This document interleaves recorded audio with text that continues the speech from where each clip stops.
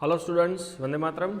Welcome to all of you in this session number 9 of chapter number 18 body fluids and their circulations. So previous session के अंदर हमारा एक point incomplete था double circulations. Now double circulations मतलब blood का circulations heart के अंदर दो अलग अलग टाइप के ब्लड का सर्कुलेशंस किस तरह से होता है. So as mention earlier, blood pumped by the right ventricles enter the pulmonary artery, whereas left ventricle pumps blood into the aorta. अब राइट वेंट्रिकल पल्मोनरी आर्टरी के अंदर जो ब्लड ट्रांसपोर्ट करता है वो CO2 वाला, और लेफ्ट वेंट्रिकल जो ऑर्टा के अंदर ट्रांसपोर्ट करता है वो कौन सा होगा, ऑक्सीजन वाला. ओके, नाउ जो डीऑक्सीजनेटेड ब्लड पंप्ड हुआ है पल्मोनरी आर्टरी के अंदर वो कहाँ पे जाएगा, लंग्स के अंदर, from where the oxygenated blood is carried by the pulmonary veins into the left atria. अब लंग्स के अंदर चलो ऐसा कुछ अरेंजमेंट था, यहाँ से ब्लड CO2 वाला लंग्स में गया. अब लंग्स क्या करेगा, तो वो ब्लड को प्योर कर देता है. प्योर करना मतलब CO2 रिमूव कर देगा और O2 उसके अंदर डाल देगा, और लंग्स से वो प्योर ब्लड लेफ्ट एट्रिया में कौन लाता है, pulmonary veins. So this pathway constitute the pulmonary circulations. तो पल्मोनरी सर्कुलेशंस की अगर आप बात करोगे तो हार्ट के राइट साइड से वो ब्लड कहाँ पे जाता है, हार्ट के लेफ्ट साइड के अंदर. सो जब भी हार्ट के राइट साइड से ब्लड को लेफ्ट में जाना हो, कंपलसरी किसके थ्रू जाना पड़ता है उसको, ऑलवेज लंग्स के थ्रू. तो ये आपको दिख रहा है कि भाई चलो राइट वेंट्रिकल ने CO2 वाला ब्लड पल्मोनरी आर्टरी से कहाँ पे भेजा, लंग्स में. लंग्स से वो ब्लड प्योर हो चुका है, तो प्योर ब्लड पल्मोनरी वेन कहाँ पे लाएगा, लेफ्ट एट्रिया के अंदर. सो राइट साइड से लेफ्ट साइड में जाने के लिए कंपलसरी उसको कहाँ से पास होने जाना पड़ा है, लंग्स से. तो इसे बोला जाता है पल्मोनरी सर्कुलेशंस. इवन आप ये डायग्राम के अंदर भी वही देख सकते हो कि ये डायरेक्शन में ब्लड मूव हुआ तो राइट से लेफ्ट में गया, मतलब लंग्स के थ्रू उसको पास हो करके जाना है. सेम टू सेम ये भी वही डायग्राम है कि भाई राइट वेंट्रिकल्स के थ्रू लंग्स के अंदर ब्लड जा रहा है. ओके, कौन लेके जा रहा है, पल्मोनरी आर्टरी. प्योरिफिकेशन होने के बाद पल्मोनरी वेन्स वही ब्लड को फिर से कलेक्ट करके कहाँ पे लाता है, लेफ्ट एट्रिया के अंदर. सो ये था pulmonary circulations. Okay, pulmonary circulations जो मैंने आपको बता दिया कि भाई राइट साइड ऑफ हार्ट से लेकर के लेफ्ट साइड ऑफ हार्ट, कौन, पल्मोनरी आर्टरी और दूसरा पल्मोनरी वेन्स. ओके, नाउ एक दूसरा भी सर्कुलेशन है बॉडी के अंदर जिसका नाम है सिस्टमिक सर्कुलेशन.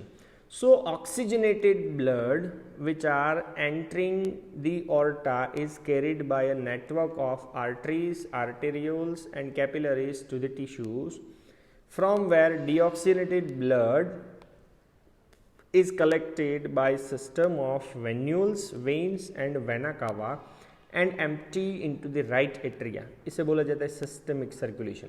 चलो, ब्लड को आपने राइट से लेफ्ट की ओर भेज दिया, ये राइट साइड है, ये लेफ्ट साइड है.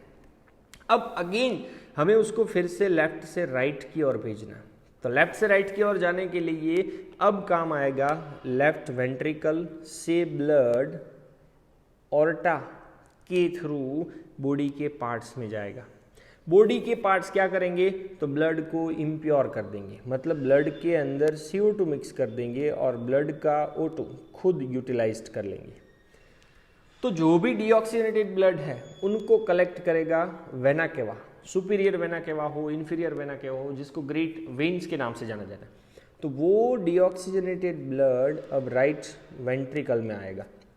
तो अब आपको दिख रहा है ब्लड लेफ्ट साइड पे था और जा रहा है राइट साइड पे. सो लेफ्ट से राइट में जाने के लिए कंपलसरी उसको बॉडी के पार्ट्स के थ्रू ही जाना पड़ता है. सो ये सर्कुलेशन का नाम है सिस्टेमिक सर्कुलेशंस. सो सिस्टेमिक सर्कुलेशन का काम क्या है, provide a nutrient, oxygen and other essential substances to the tissues and takes CO2 and other harmful substances away for elimination.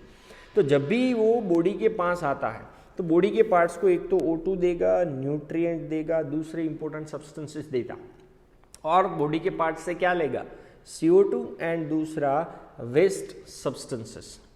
Okay, अब आपको दोनों डायग्राम्स दिख रहा है वेन्स और आर्टरी का। तो वेन्स के अंदर और आर्टरीज के अंदर स्मूथ मसल्स का लेयर देखो तो स्मूथ मसल्स का लेयर थिक किस में ज़्यादा होता है? आर्टरीज के अंदर, और थिन थोड़ा सा वेन के अंदर। ल्यूमेन की बात करो तो वेन का ल्यूमेन थोड़ा सा ब्रॉडर है और आर्टरी का ल्यूमेन थोड़ा सा नैरो है। उसके पीछे का रीज़न तो उसके अंदर का प्रेशर। और ये है आर्टरी का स्मॉलर ट्यूब और वो ट्यूब का नाम है कैपिलरी। सो ये जो डायग्राम आपको दिख रहा है वो डायग्राम के अंदर आपको दोनों सर्कुलेशंस दिख रहे हैं कि भाई राइट टू लेफ्ट मतलब pulmonary circulation and left to right मतलब हम लोग बोल सकते हैं सिस्टेमिक सर्कुलेशंस। सो पहले आपको मैंने बताया कि भाई blood moves from left side of the heart to the body tissues by aorta and back to right side of the heart by vena cava. तो ये हो गया लेफ्ट से लेकर के राइट तक। तो ये सिस्टेमिक सर्कुलेशन का एक्सप्लेनेशन है। और अगर आप बॉडी के अंदर जो हार्ट है उसको राइट से लेफ्ट भेज रहे हो तो वो सर्कुलेशन किसका हो जाएगा? Pulmonary circulation.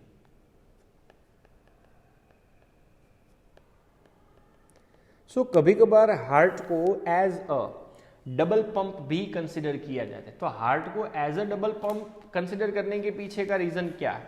तो आपने हार्ट के अंदर ब्लड का सर्कुलेशन पूरा डिस्कस किया। तो हार्ट के अंदर आप देख सकते हो दो टाइप के ब्लड को पंपिंग करता है।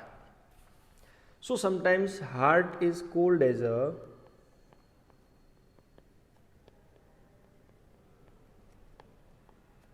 Double pump.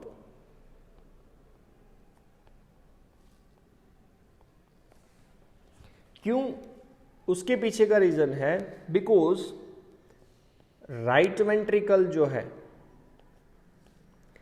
Push blood into lungs.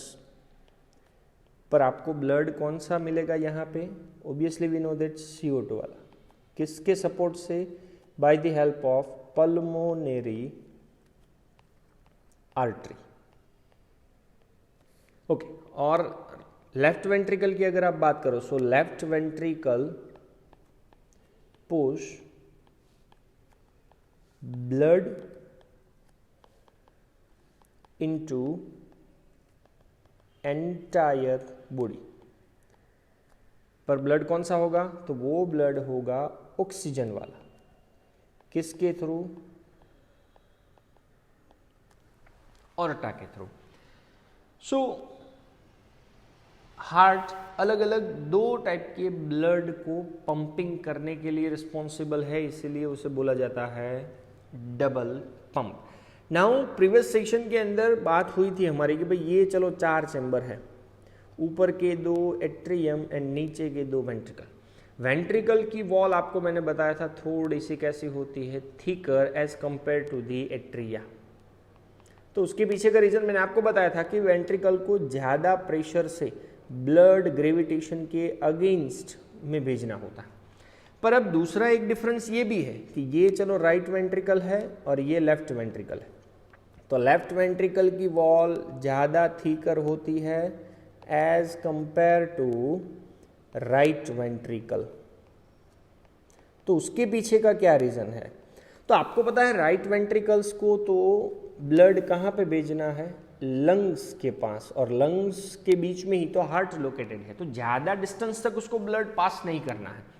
वेरेज left ventricle की बात करो आप, तो लेफ्ट वेंट्रिकल का मैंने पहले ही आपको बताया कहाँ पे ब्लड भेजेगा? वो एंटायर बॉडी के अंदर। सो एंटायर बॉडी के अंदर ब्लड प्रेशर से पास करने के लिए उसको ज़्यादा मसल्स की ज़रूरत पड़ती है, और ज़्यादा मसल्स की वजह से लेफ्ट वेंट्रिकल की जो वॉल है वो ज़्यादा थीकर होती है as compare to the right ventricle. Okay, so ये सब डायग्राम डबल सर्कुलेशंस की ही है। Okay, now within our body a unique vascular connection is exist between the digestive tract and liver is called as a hepatic portal system. तो हमारी body का digestive tract elementary canal और हमारा liver, दोनों के बीच में एक hepatic portal system होती है। क्या है ये हेपेटिक पोर्टल सिस्टम? तो first of all hepatic portal veins, जिसका काम है CO2 वाले ब्लड को हार्ट के अंदर पास करना। कहां से निकला होगा? ऑब्वियसली लीवर से। So hepatic portal vein carries blood from intestine to the liver before it is delivered to the systemic circulation. अब आपको जनरली पता है कि इंटेस्टाइन से CO2 वाला ब्लड हार्ट में ही जाने वाला है, बट हार्ट में जाने से पहले वो ब्लड कहाँ से वाया होके जाता है? लीवर से। सो आप डायग्रामेटिकली मैं आपको एक्सप्लेन करता हूँ। तो ये आपको दिख रहा है hepatic portal vein from digestive tract. कौन सा ब्लड लेके जा रहा होगा? CO2 वाला। अब उसको जाना होता है सीधा हार्ट के अंदर, पर वो पहले कहाँ जाएगा? लीवर में। तो hepatic portal vein digestive tract से CO2 वाला ब्लड लेकर के लीवर में जाएगी। लीवर से हेपेटिक वेन जो होगी वो CO2 वाला ब्लड किसको देगी? इंफीरियर वेना कावा को, और इंफीरियर वेना कावा से वो डीऑक्सीजनेटेड ब्लड राइट एट्रिया के अंदर जाता है। राइट एट्रिया से राइट वेंट्रिकल, राइट वेंट्रिकल से लंग्स, लंग्स से लेफ्ट एट्रिया, लेफ्ट एट्रिया से लेफ्ट वेंट्रिकल, और लेफ्ट वेंट्रिकल से ऑर्टा के थ्रू हेपेटिक आर्टरी ऑक्सीजन वाला ब्लड लीवर को दे देती है। तो मेन हमारा पॉइंट ये है कि डाइजेस्टिव ट्रैक्ट से ब्लड सीधा हार्ट में नहीं जाता, बल्कि वाया लीवर होकर के जा रहा है। इसलिए ये सिस्टम का नाम है hepatic portal system. Even a special coronary system of blood vessel is present in our body exclusively for the circulation of blood to and from the cardiac muscles. अब कार्डियक मसल्स को oxygen वाला blood देना हो तो कौन सी coronary arterial system काम करेगा? क्योंकि आर्टरीज का काम है, कोरोनरी आर्टरीज का काम है ऑक्सीजन वाला ब्लड कार्डियक मसल्स को देना, और वहां से CO2 वाला ब्लड अगर कलेक्ट करना हो तो कोरोनरी वेन्स का काम है। सो कोरोनरी सिस्टम जिसके अंदर कोरोनरी आर्टरीज ऑक्सीजन वाला ब्लड कार्डियक मसल्स के पास लेके जाएगी, और कोरोनरी वेन कार्डियक मसल से CO2 वाला ब्लड कलेक्ट करेगी। ओके, नेक्स्ट पॉइंट है कार्डियक एक्टिविटी का रेगुलेशंस क्या है? इसको कौन कंट्रोल करता है, कौन रेगुलेट करता है? सो हार्ट की जो नॉर्मल एक्टिविटीज है आर रेगुलेटेड इंट्रिंसिकली। इंट्रिंसिकली का मतलब है ऑटो रेगुलेटेड है by specialised types of muscles, nodal tissues. और वो नोडल टिश्यूज के अंदर आपको मैंने दो नोडल टिश्यू बताई थी, SA node and AV node. तो ऐसा रेगुलेशंस जिसके अंदर पूरा का पूरा कंट्रोल मस्कुलर टिश्यूज के थ्रू ही होता है। So because of this reason heart is considered as a myogenic. यहां पे कहीं पे भी नर्व इंपल्सेस ये हार्ट की एक्टिविटीज को रेगुलेट करने के लिए रिस्पॉन्सिबल नहीं है। So heart are regulated intrinsically, auto regulated by specialised muscles, nodal tissues, SA node, AV node. Hence heart is called as a myogenic. अब आपको पता है एसए नोड का काम क्या है? तो SA node generally heart beat को इनिशिएट करता है, इनिशिएट हार्ट बीट। और ये मैसेजेस किसको भेजेगा? तो कि भाई एट्रिया को भेजेगा 0.1 सेकेंड के लिए। देन वहां से, इसलिए ये एसए नोड को पहले भी मैंने आपको बताया हुआ है पेस मेकर के नाम से जाना जाता है।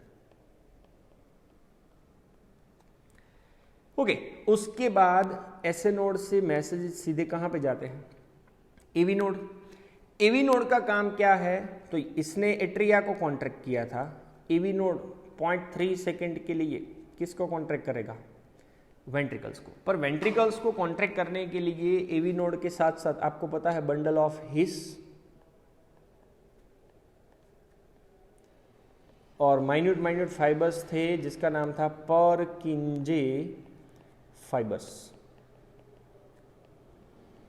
सो 0.3 सेकेंड तक चलो वेंट्रिकल कॉन्ट्रैक्ट हुआ और ब्लड का ट्रांसपोर्टेशन लंग्स में और बॉडी के पास हो गया। देन 0.4 सेकेंड तक सभी के सभी डायस्टोलिक सिचुएशन में रहेंगे।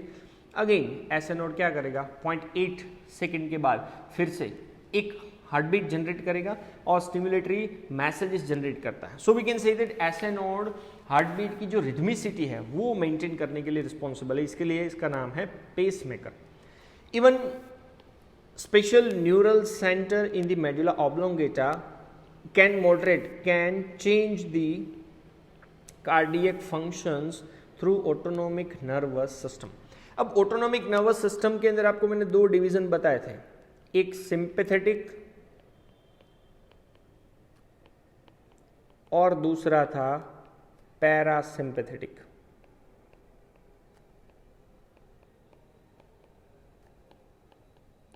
सो मेडुला ओब्लोंगेटा, हिंड ब्रेन का जो मेडुला ओब्लोंगेटा नाम का पोर्शन है उसके अंदर एक न्यूरल सेंटर होगा जो कार्डियक फंक्शंस को मॉडरेट करता है, चेंज करता है through autonomic nervous system. So neural signal through the sympathetic nerves, ANS का एक पार्ट है जिसके थ्रू हार्ट बीट की रेट को हम लोग इंक्रीज कर सकते हैं, as well as strength of the ventricular contraction and thereby cardiac output.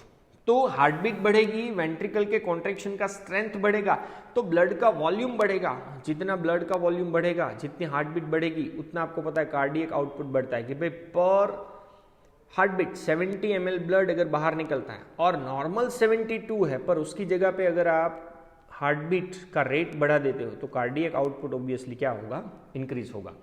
And on other hand parasympathetic neural signal ANS का दूसरा कंपोनेंट है which decrease the rate of heart beat, speed of conduction of action potential, thereby cardiac output. अब obviously heart beat की रेट कम हो जाएगी तो मल्टीप्लाई बाय 70 अगर कम करोगे तो कार्डियक आउटपुट भी आप लोगों को कम मिलेगा। And last one adrenal medullary hormones. आपको पता है epinephrine, nor epinephrine, adrenaline, nor adrenaline नाम के hormones also increase the cardiac output, क्योंकि इसका एक सिम्टम्स था हार्ट बीट का रेट बढ़ता है। सो एड्रीनल मेड्यूलरी हॉर्मोन्स की वजह से भी कार्डियक आउटपुट इंक्रीज हो सकते हैं। So this all are related with the double circulation as well as cardiac activity का regulations. Thank you very much. जय हिंद।